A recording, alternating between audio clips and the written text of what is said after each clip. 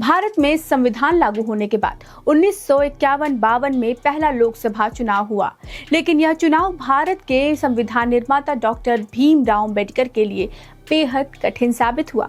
बाबा साहब को उनके ही निजी सचिव नारायण काजोलकर ने चुनाव में हरा दिया और यही हार लंबे समय तक चर्चे में रही। आजादी के बाद पंडित जवाहरलाल नेहरू की अंतरिम सरकार में बाबा साहब कानून मंत्री बने थे। संविधान लागू हो चुका था, लेकिन जल्द ही कांग्रेस से उनके नीतिगत मतभेद शुरू हो गए। 27 सितंबर 1951 को उन्होंने नेहरू को पत्र लिखकर मंत्रिमंडल से इस्तीफा दे दिया।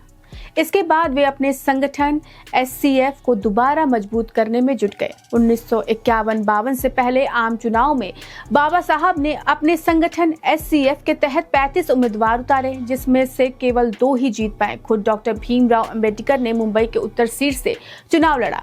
कांग्रेस ने उनके मुकाबले में उनके पूर्व PA नारायण S काजोलकर को टिकट दे दिया, जो राजनीति में नए थे और दूध का व्यवसाय करते थे। तब देश में नेहरू लहर चल रही थी। कांग्रेस की लोकप्रियता इतनी थी कि कहा जाता था कि अगर बिजली का खंभा भी कांग्रेस के नाम पर चुनाव लड़े तो जीत जाएगा।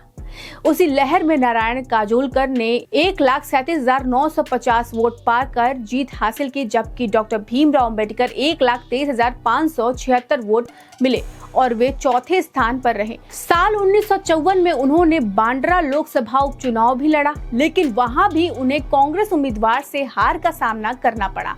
पहले लोकसभा चुनाव में कांग्रेस ने 489 में से 364 सीटें जीती। विधानसभा चुनाव भी पार्टी ने 3,280 में से 2,247 सीटें अपने नाम की। कुल मतों में कांग्रेस का वोट शेयर लगभग 45% था, यानी उस दौर में कांग्रेस की लहर अजेय थी।